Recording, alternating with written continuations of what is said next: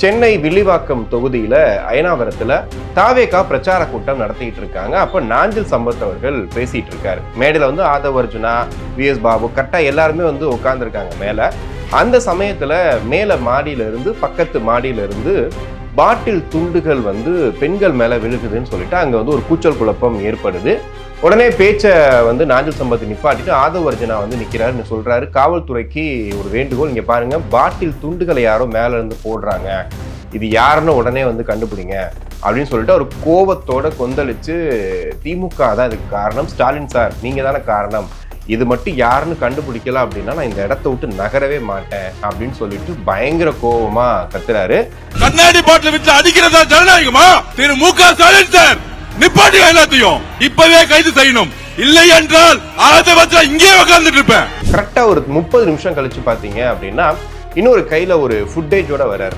வரும்போது என்ன சொல்றாரு அப்படின்னா, சிசிடிவி கேமரா 30 நிமிஷத்தை தூக்கிட்டோம். நேற்று இரவே பாத்தீங்கன்னா காவல்துறை விளக்கம் கொடுக்குறாங்க. என்ன அப்படின்னா, ஆதவ் அர்ஜுனா என்ன சொன்னாரோ அது அப்படியே காவல்துறை விளக்கத்திலயுமே இருக்கு. என்ன சொல்லியிருந்தாங்கன்னா, என்ன தெரியுமா சொல்லுவாங்க, அவங்க 2 பேரும் தண்ணி அடிச்சு விளையாண்டாங்க, விளையாடும் போது பாட்டில் சும்மா தூக்கி போட்டாங்க. ஏன்னா இப்ப தாவேகா கட்சி மேல இருக்கக்கூடிய எல்லா கட்சிகளுமே ஒரு கோவத்துல இருக்காங்கன்றது தெளிவா தெரியுது. ஏன்னா எல்லா பக்கம் இருந்தும் விமர்சனங்கள் வந்துகிட்டு தான் இருக்கு. அப்படி இருக்கும்போது எவனோ ஒருத்தர் ஒரு பாட்டிலே தூக்கி எரிஞ்சு யார் மண்டையே உடைஞ்சு அவங்க இறந்து போயிருந்தா என்ன சொல்லியிருப்பாங்க தெரியுமா? விஜய் விஜய் கட்சிக்கு யாரு போனாலும் சரிங்க, ஒரு பிரச்சாரத்துக்கு போனா கூட சரிங்க, இறந்து போயிடுறாங்க, அவர் வெளியே வந்தாலே பிரச்சனை தான் சொல்லிட்டு அந்த மாதிரி அதை கொண்டு போயிருப்பாங்க. ஏப்ரல் 2ஆம் தேதி, அதாவது நாளைக்கு விஜய் அவர்கள் அங்க மரக்கடை வீதியில பிரச்சாரம் பண்ண போறதா நேற்று தான் அனுமதி கேட்டு அனுமதியெல்லாம் கொடுத்துருந்தாங்க. நாளைக்கு விஜய் பிரச்சாரம் அங்க பண்ண போறாரு. இன்னைக்கு மு.க. ஸ்டாலின் அவர்கள் நேரடியா களத்துல இறங்கி பண்ணிட்டு இருக்காரு. இது கூட சவால் வேற விட்டுருந்தாங்க. அந்த இதுல பாத்தீங்கன்னா திமுக எம்எல்ஏ சவால் விட்டுருந்தாரு. என்னன்னா,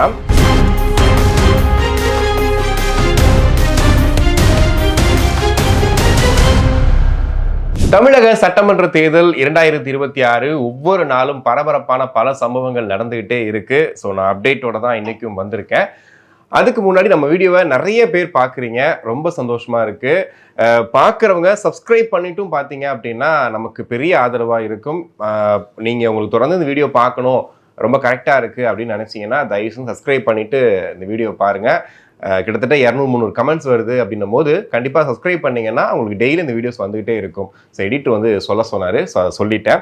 ஸோ நேற்று நடந்த சம்பவங்களில் மிக முக்கியமான சம்பவம், சென்னை வில்லிவாக்கம் தொகுதியில் அயனாவரத்தில் தாவேகா பிரச்சார கூட்டம் நடத்திட்டு இருக்காங்க. அப்போ நாஞ்சில் சம்பத் அவர்கள் பேசிட்டு இருக்காரு. மேடையில் ஆதவ் அர்ஜுனா, வி.எஸ். பாபு கரெக்டா எல்லாருமே உட்கார்ந்துருக்காங்க மேலே. அந்த சமயத்தில் மேலே மாடியில இருந்து பக்கத்து மாடியில இருந்து பாட்டில் துண்டுகள் பெண்கள் மேல விழுகுதுன்னு சொல்லிட்டு அங்க ஒரு கூச்சல் குழப்பம் ஏற்படுது.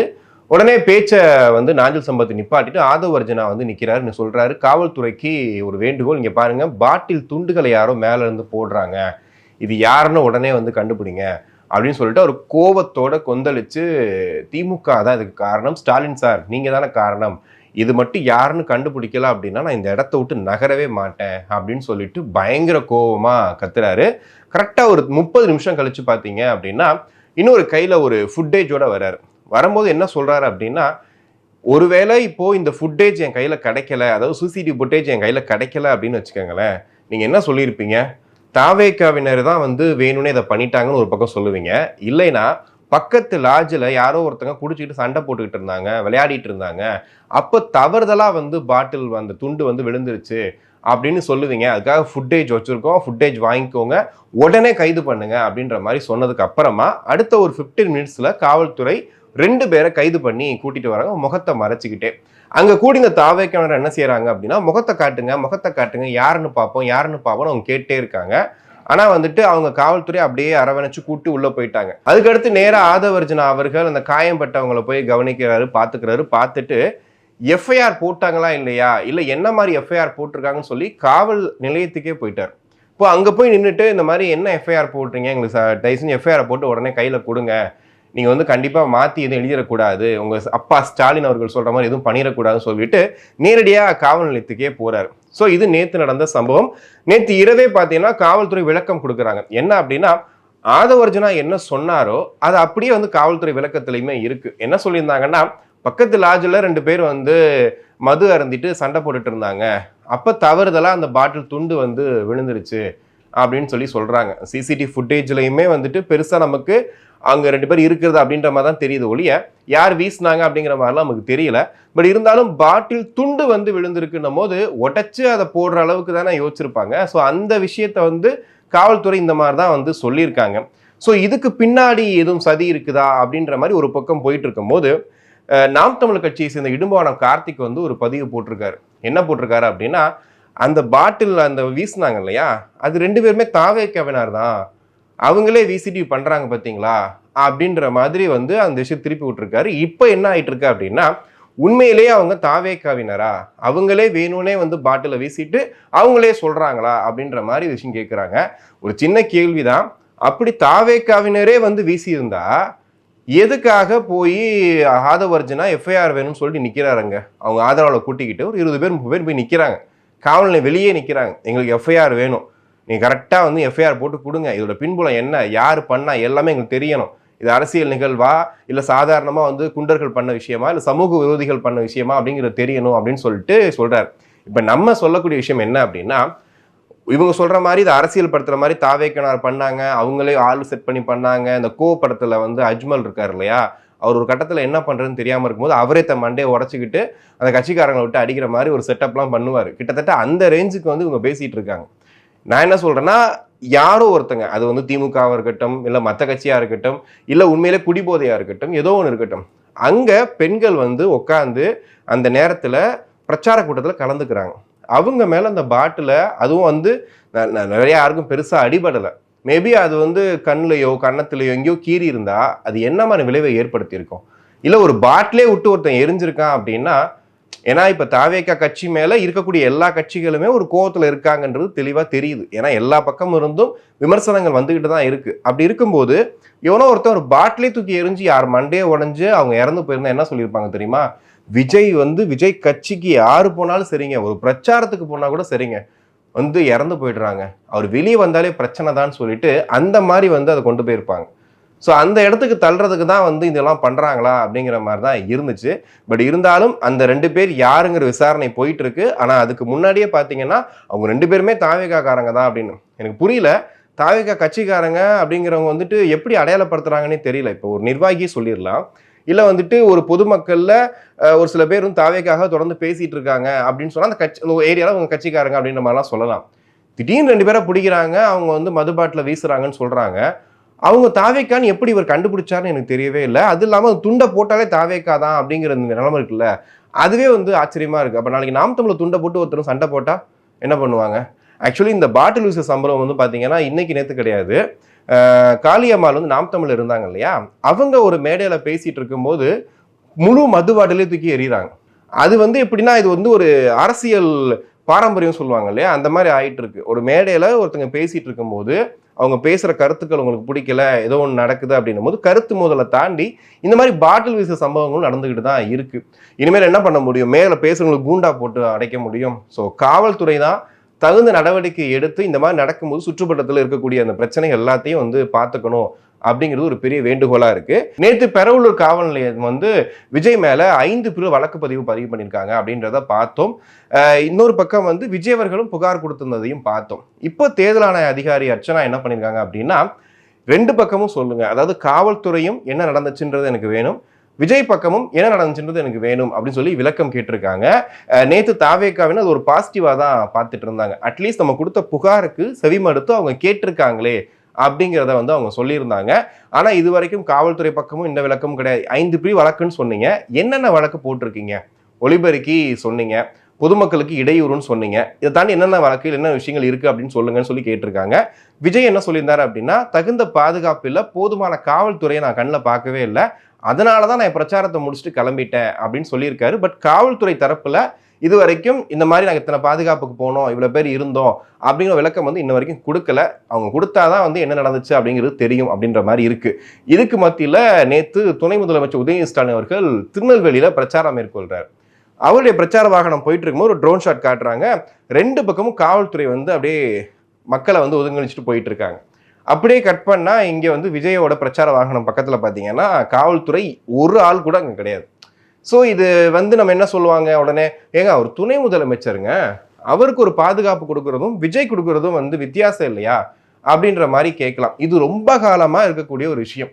அது என்ன முதலமைச்சர் வந்தா மட்டும் ஒரு பாதுகாப்பு, துணை முதலமைச்சர் வந்தா மட்டும் ஒரு பாதுகாப்பு, எல்லாரும் மக்களுக்காக தானே இருக்காங்க. அப்போ மக்கள் அதிகமா கூடக்கூடிய இடங்கள், அதிகமா வரக்கூடிய இடங்கள்ல பாதுகாப்புங்கிறது முக்கியமான தேவை தானே. அப்படி இருக்கும்போது நடிகர் விஜய்னே சொல்றாங்க. சரி, ஓகே, நடிகர் விஜய்ன்னு சொல்றீங்கல்ல, அவரை பார்க்கறதுக்கு ஒரு பெரிய கூட்டம் வருதுங்கிறது உங்களுக்கு தெரியுதுல்ல. அப்ப தெரியும் போது இவருக்கு கரெக்டா அந்த ஒரு ஒரு இதை அலைன்மெண்ட்டை கொண்டு வரீங்கல்ல, அது ஏன் இங்க கொண்டு வரலன்ற கேள்வி இயல்பா வருது.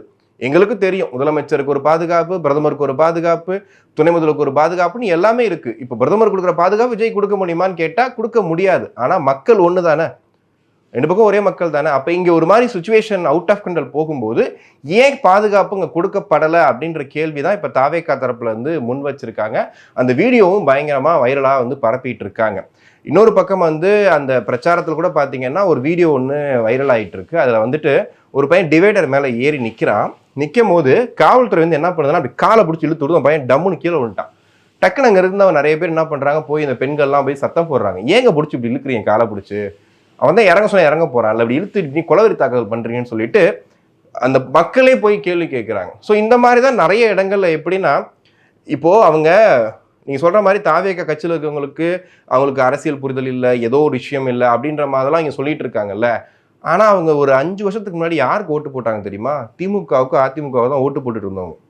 அப்ப அரசியல் பயப்படுத்த வேண்டியது அவங்கள வந்துட்டு இந்த மாதிரி இப்படி ஆயிட்டாங்கன்னு சொல்ல வேண்டியதுக்கு வந்து விஜய் தான் வந்து இப்படி பண்ணிட்டாரு அப்படின்றது கிடையாது. அதுக்கு முன்னாடி ஆட்சி பண்ணவங்க திமுகவோ அதிமுகவோ யாரோ ஒருத்தங்க தான் வந்துட்டு அவங்க இந்த மாதிரி வச்சிருக்காங்கன்ற மாதிரி தான் பார்க்கணும். உங்களுக்கு ஓட்டு போட்ட மக்கள் தான். நேற்று ஆக்சுவலி பார்த்தீங்கன்னா நிறைய பைட்ஸும் பார்த்தோம்.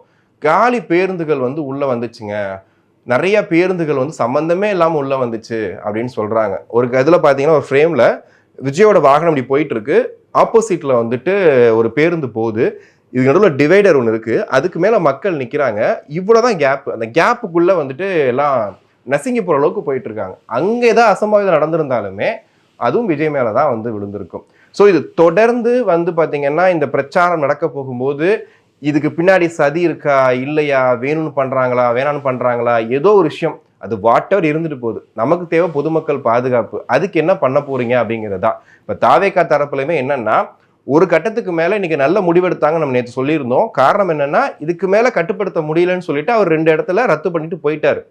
ஆனா அதே சமயத்துல இவங்களும் ஒரு அறிவுரை கொடுக்கணும். இந்த மாதிரி அவரும் சொல்றாரு, பின்னாடி வராதிங்க, தொங்காதீங்க, பார்க்க நினைக்காதீங்க அப்படிலாம் சொல்றாரு. பட் ஆனா இந்த மாதிரியான குறுகிய தெருக்களுக்குள்ள அவர் போகும்போது இது ஒரு பெரிய சிக்கலாகுது அப்படிங்கிறத தாவேகா தரப்பும் புரிஞ்சுக்கணும். அவருடைய பிரச்சாரத்திலையும் வேற ஏதாவது மாற்றம் பண்ணலாமா, ஏதாவது பெரிய மைதானம் அந்த மாதிரி பார்க்கலாமா அப்படின்ற இடத்துக்கு கொண்டு போகணுன்றதான் வந்துட்டு எல்லாருடைய ஆசையாகவும் இருக்கு. ஒருவேளை வந்து இந்த மாதிரி பண்ண முடியல, குட்டி குட்டி தெருக்களா இருக்கு அப்படின்னும் போது எல்லா மக்களையும் ஒன்றா கூட்டி ஒரு பெரிய இடத்துல எங்கேயாவது ஒரு இடத்துல வந்துட்டு ஒரு மாநாடு மாதிரி பண்ணி பொதுக்கூட்டம் மாதிரி பண்ணி பண்றதுக்கு வாய்ப்பு இருக்கா அப்படின்ற இடத்தையும் வந்து பார்க்க வேண்டி இருக்கு. ஏதாவது இப்போ சொல்ல போனா தாவேகா பொறுத்த வரைக்கும் வெளியவான்றீங்க, வெளியே வந்தாலும் பிரச்சனை, உள்ள இருந்தாலும் பிரச்சனை, என்னடா பண்றது அப்படின்ற இடத்துக்கு தான் வந்து போயிட்டு இருக்கு.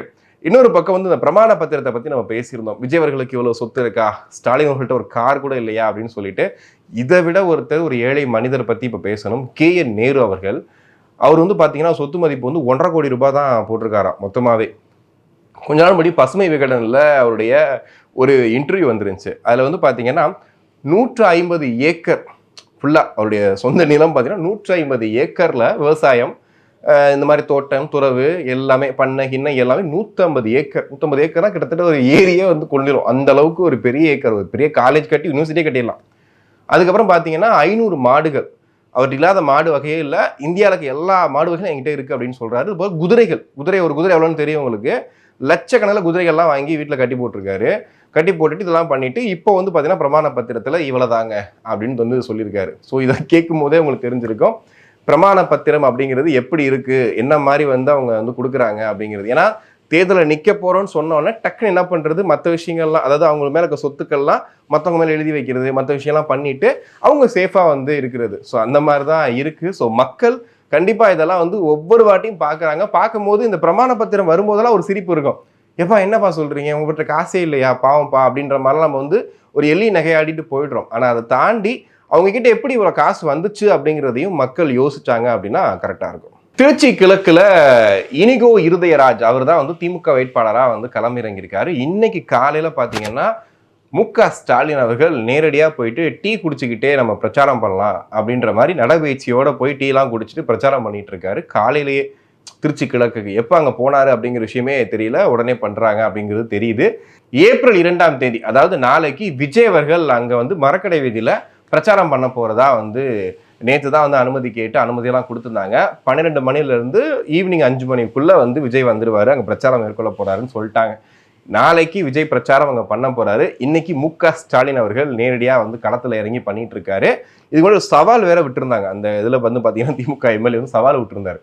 என்னன்னா அவர் என்ன பெரம்பூர்ல நிற்கிறாரு, திருச்சி கிழக்கு வர சொல்லுங்க, நாங்கள் யாருன்னு காட்டுறோம் அப்படின்னு சொல்லிட்டு அதுக்காகவே விஜய் வந்து 2 தொகுதி தேர்ந்தெடுத்த மாதிரி ஒரு பக்கம் பெரம்பூர் ஒரு பக்கம் திருச்சி கிழக்கு அப்படின்ற மாதிரி ஒரு டஃப்பாக தான் வந்து நின்றுட்டு இருக்காரு. 2 இடத்துலயுமே சிட்டிங் எம்எல்ஏ. ஒரு பக்கம் வந்துட்டு தவிர்க்க முடியாத சேகர் அவர்கள், இன்னொரு பக்கம் வந்து பார்த்தீங்கன்னா தவிர்க்க முடியாத இவர். ஸோ 2 பேரையுமே வந்து போட்டி போகிற இடத்துல தான் வந்து விஜய் அவர்கள் நிற்கிறாரு. என்ன பண்ண போறாரு அப்படிங்கிறத பொறுத்திருந்து பார்ப்போம். இன்னொரு பக்கம் பார்த்தீங்கன்னா கடும் அதிருப்திகள் பார்த்தோம். திமுகவுடைய வேட்பாளர்கள் எங்களை வந்து வேட்பாளர் நிப்பாட்டலைன்னு சொல்லி ஏகப்பட்ட அதிருப்திகள் தொடர்ந்து வந்துகிட்டே இருக்கு. ஒவ்வொரு இடங்கள்லையுமே பார்த்தோம்.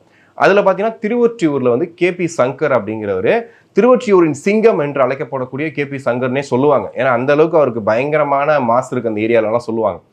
அவருக்கு சீட்டு கொடுக்கல அப்படிங்கிறத வந்துட்டு அவரால் ஏற்றுக்கவே முடியாமல் பயங்கரமாக அழுது புலம்பி இது பண்ணிட்டு இருக்காரு. பக்கத்தில் அவங்களுடைய ஆதரவாளர்லாம் வந்துட்டு அவரை தேத்திட்டு இருக்காங்க. சரி ஓகே விடுங்க பார்த்துக்கலாம் தலைமை நல்ல முடிவெடுக்கும் அப்படின்னு சொல்லிட்டு. இது இங்கே மட்டும் இல்லை, எல்லா இடங்கள்லுமே போயிட்டு இருக்கு. தாம்பரம் ராஜா பற்றி பேசியிருந்தோம்.